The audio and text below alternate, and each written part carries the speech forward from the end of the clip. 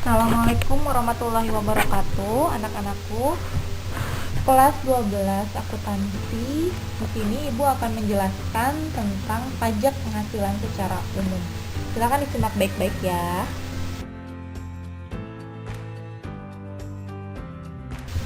Jadi, untuk pajak penghasilan itu sendiri adalah pajak negara yang dikenakan terhadap setiap tambahan kemampuan ekonomis yang diterima atau diperoleh wajib pajak, baik yang berasal dari Indonesia maupun dari luar Indonesia, yang dapat dipakai untuk konsumsi atau untuk menambah kekayaan wajib pajak yang bersangkutan.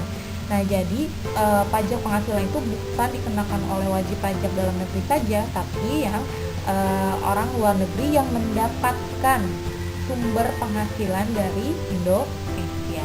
Nah, sekarang kita lihat nanti bagaimana subjek pajak penghasilannya ya. Jadi, subjek pajak penghasilan adalah pihak-pihak yang bertanggung jawab atas pajak penghasilan yang berkenaan dengan penghasilan yang diterima atau diperoleh dalam tahun pajak atau bagian tahun pajak. Jadi pihak ini bertanggung jawab atas penghasilan yang berkenaan dengan yang diterima dia ya. Jadi itu yang disebut dengan subjek pajak penghasilan.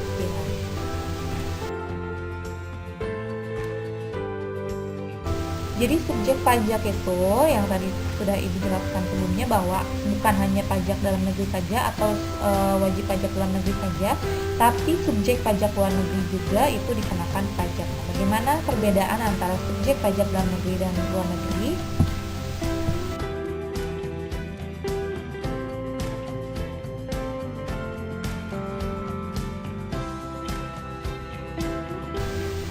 Jadi, untuk subjek pajak dalam negeri itu adalah orang pribadi yang bertempat tinggal di Indonesia atau orang pribadi yang berada di Indonesia itu sudah lebih dari 183 hari dalam jangka waktu 12 bulan. Kemudian badan yang didirikan atau bertempat kedudukan di Indonesia dan warisan yang belum terbagi sebagai satu kesatuan menggantikan yang berhak. Nah, ini adalah subjek pajak dalam negeri. Kamu bisa lihat di sini adalah warisan. Di sini warisannya yang belum terbagi ya. Jadi kalau yang sudah terbagi tidak termasuk dalam subjek pajak. Begitu.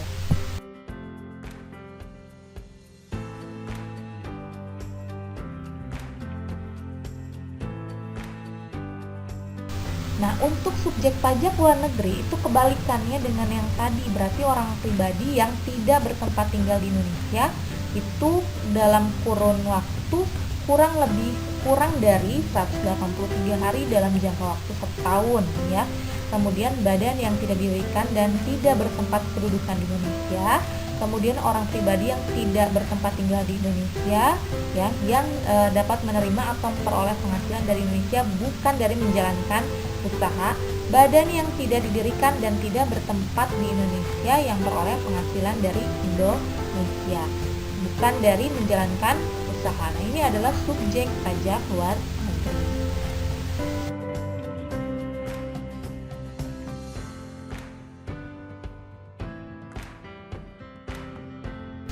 Jadi, kamu bisa ambil kesimpulan bahwa perbedaan subjek pajak dalam negeri dan luar negeri ya.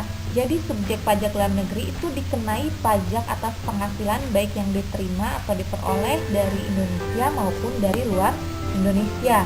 Sedangkan kalau untuk subjek pajak luar negeri itu dikenakan hanya atas penghasilan yang berasal dari Indonesia saja. Itu bedanya ya. Kemudian yang kedua, subjek pajak dalam negeri dikenai pajak berdasarkan penghasilan neto dengan tarif umum. Kalau subjek pajak luar negeri itu dikenai pajak berdasarkan penghasilan bruto dengan tarif pajak sepadan alias tarif tunggal terhadap semua objek pajak ini adalah berhubungan dengan tarif pajak. Kemudian yang selanjutnya adalah subjek pajak dalam negeri wajib menyampaikan SPT, tapi kalau subjek pajak luar negeri tidak wajib menyampaikan SPT karena kewajiban pajaknya sudah dipenuhi melalui potongan pajak bersifat final. Nah, itu adalah perbedaan subjek pajak dalam negeri dan luar negeri.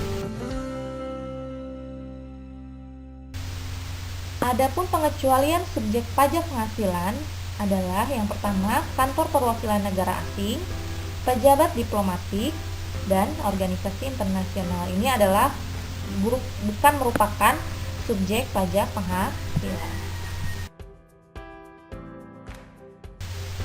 Untuk objek pajak penghasilan adalah setiap tambahan kemampuan yang diterima atau diperoleh wajib pajak, baik yang berasal dari Indonesia maupun dari luar Indonesia, yang dapat dipakai untuk konsumsi atau untuk menambah kekayaan wajib pajak yang bersangkutan.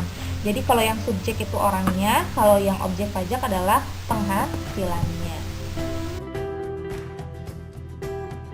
Di sini ada pengelompokan penghasilan, yaitu penghasilan dari pekerjaan bebas dalam hubungan kerja, kemudian penghasilan dari usaha, penghasilan dari modal, dan penghasilan lain-lain.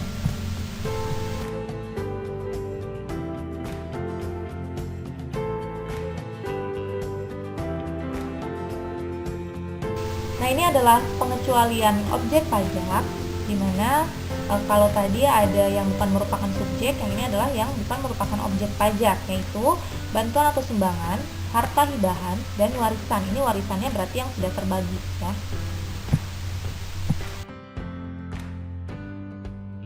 Nah, sekarang Ibu akan menjelaskan tentang PPh pasal 21. Sedangkan yang kalian tahu bahwa pajak penghasilan itu bukan dari pasal 21 saja, ada 22, 23, 24, 25, dan sebagainya. Nah, sekarang Ibu akan menjelaskan tentang PPh pasal 21 yang sering kalian temui, ya. Jadi untuk PPh pasal 21 yaitu pajak yang dikenakan terhadap penghasilan yang diterima dari pekerjaan atau jasa, baik dalam hubungan kerja maupun dari pekerjaan bebas. Jadi ini khusus untuk pekerjaan yang oleh penghasilan yang diterima oleh biasanya karyawan, ya, karyawan tetap, tidak tetap.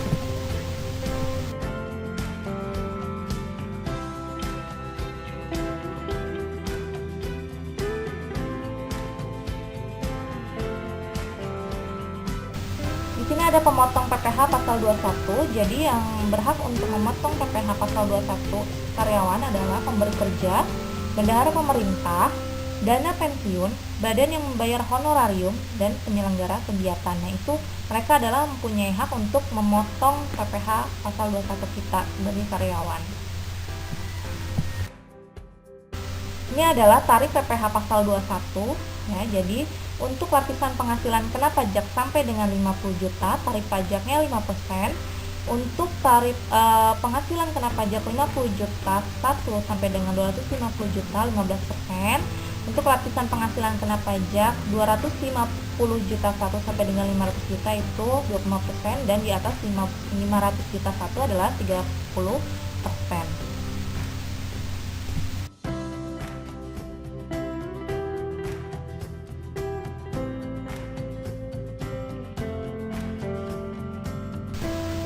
Ini adalah penghasilan tidak kena pajak. Jadi dalam perhitungan pajak penghasilan pasal 21, kalian harus tahu bahwa di sini ada yang namanya penghasilan tidak kena pajak, di mana untuk PTKP sendiri itu sudah ada ketentuannya menurut pasal 17 ayat 1 huruf A Undang-Undang Republik Indonesia nomor 36 tahun 2008 adalah sebagai berikut. Jadi untuk 54 juta itu setara dengan untuk wajib pajak orang pribadi atau 4.500.000 satu bulan. Jadi untuk tambahan misalnya dia sudah nikah atau punya tanggungan itu masing-masing 4.500.000. Nah, sekarang pertanyaannya bagaimana cara perhitungan pajak penghasilan pasal 21 ini nanti Ibu berikan di materi selanjutnya.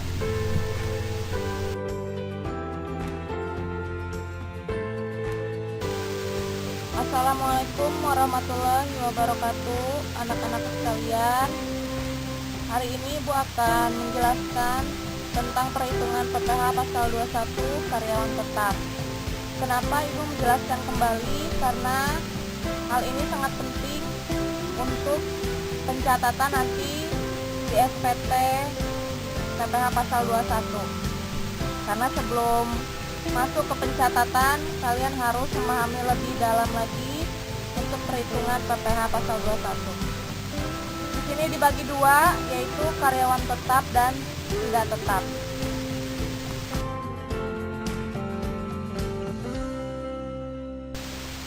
Contoh soalnya di sini ada Andri, merupakan karyawan yang bekerja pada perusahaan makmur dengan gaji sebesar Rp5.750.000 dan ditambah pembayaran iuran pensiun sebesar Rp200.000. Status Andri menikah namun belum memiliki anak. Adapun pada bulan Januari, Andri hanya memperoleh dari gaji saja. Ya, ini adalah contoh sederhana ya, belum ada kayak kemarin ada jaminan tenaga kerja, jaminan kecelakaan kerja dan lain sebagainya ya. Belum ada iuran-iuran yang lain pengurangannya. Ibu kasih yang sederhana. Nah, ibu pengen tahu kalian masih ingat atau tidak bagaimana cara perhitungannya. Kalau misalnya ini masih juga kalian belum paham ya, berarti masih perlu belajar lagi ya.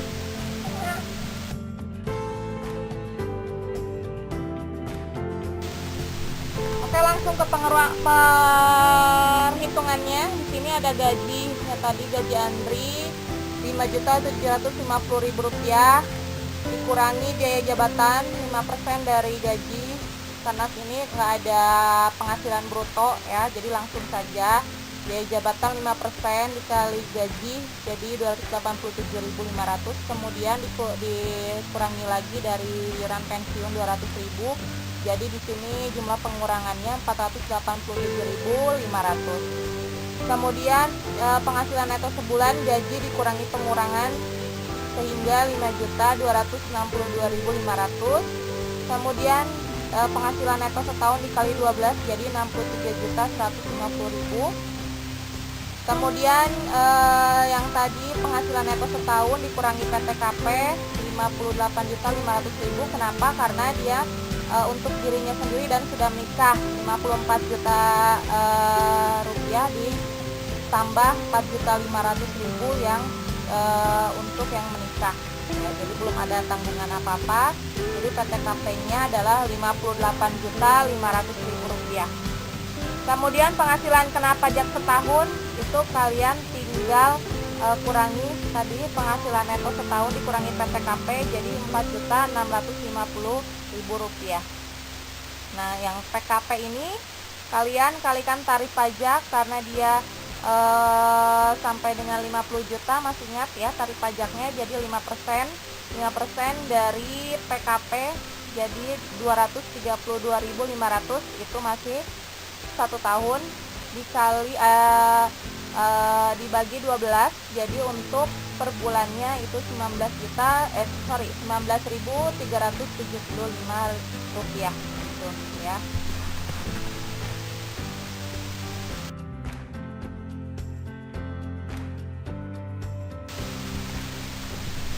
Tadi kita sudah membahas tentang perhitungan PPh pasal 21 yang karyawan tetap. Sekarang kita akan beralih kepada karyawan tidak tetap. Nah, bagaimana kita menghitung PPh pasal 21 karyawan tidak tetap? Sebelum ke perhitungan, Ibu akan menjelaskan sedikit ya. Untuk karyawan tetap itu sendiri apa? Kita pernah membahas juga di kelas waktu itu. Di karyawan itu ada yang disebut karyawan tetap dan tidak tetap. Kalau karyawan tetap itu maksudnya di sini dia setiap bulan mendapatkan gaji yang sama ya, mau berapapun hasil kerjanya dia akan mendapatkan penghasilan yang sama setiap bulan ya, tidak tergantung bagaimana pekerjaannya. Kalau untuk karyawan tidak tetap itu tergantung berapa yang ia hasilkan. Misalnya seorang buruh bangunan ya, buruh misalnya pabrik dan lain sebagainya, itu tergantung dari berapa yang dia hasilkan, itu baru dia mendapatkan gaji atau upah yang sesuai dengan pekerjaannya. Itu yang disebut dengan karyawan tidak tetap. Nah, makanya biasanya untuk karyawan tidak tetap ini penghasilannya itu tidak setiap bulan ya, biasanya diperoleh harian atau mingguan gitu. Kita langsung saja ke perhitungannya atau langsung ke pengertiannya dulu ya, bagaimana ketentuan perhitungannya.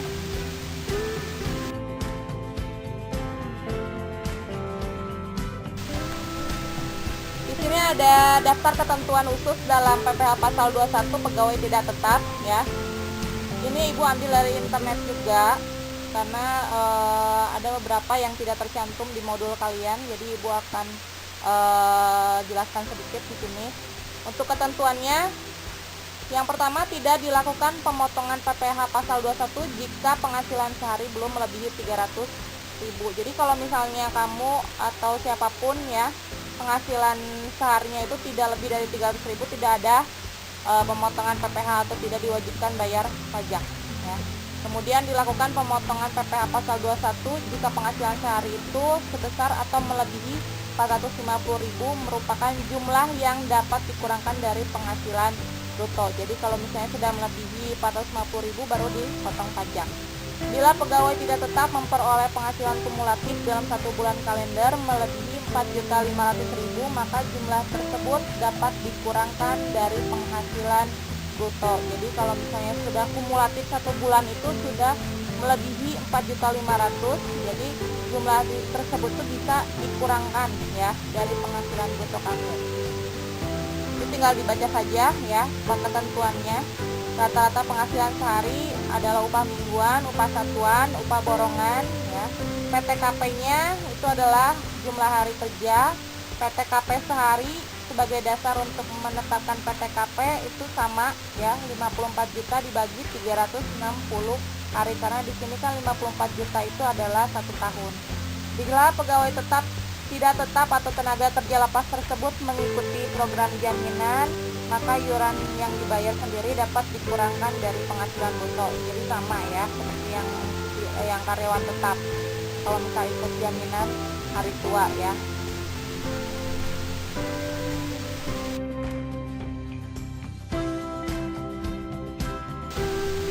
Nah, ini secara garis besarnya kalian bisa lihat di sini berdasarkan peraturan Menteri Keuangan tentang penetapan bagian penghasilan ya sehubungan dengan pekerjaan dari pegawai harian, mingguan, tidak tetap lainnya. Yang pertama, PPh 21 pegawai tidak tetap atau tenaga kerja lepas itu penghasilannya kurang dari 450.000 per hari tidak dikenakan pemotongan penghasilan. Jadi kalau misalnya kurang dari segitu tidak diwajibkan bayar pajak ya. Yang kedua, ketentuan penghasilan tidak kena pajak itu tidak berlaku jika ya. Ini kalau ada PTKP itu tidak akan berlaku jika penghasilan brutonya melebihi 4.500.000 sebulan ya. Kalau misalnya melebihi, jadi PTKP tidak berlaku. Kemudian penghasilan dimaksud dibayar secara bulanan. Penghasilan berupa honorarium komisi yang dibayarkan kepada penjajah barang dan petugas dinas luar asuransi. Ini untuk PTKP. Jadi PTKP tidak berlaku dengan ketentuan seperti itu ya.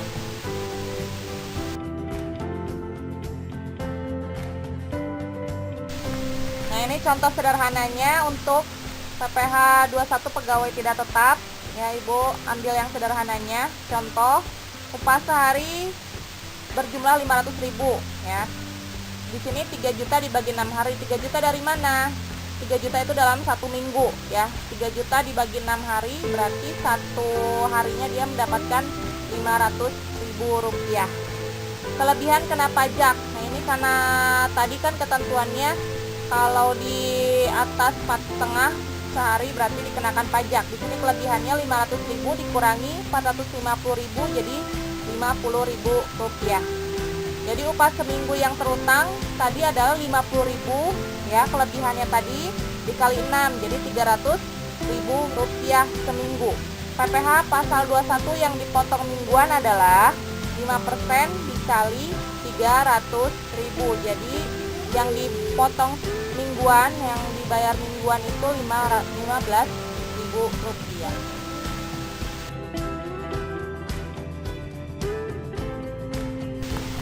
Oke, terima kasih. Nanti untuk tugasnya Ibu akan langsung kasih di Classroom ya.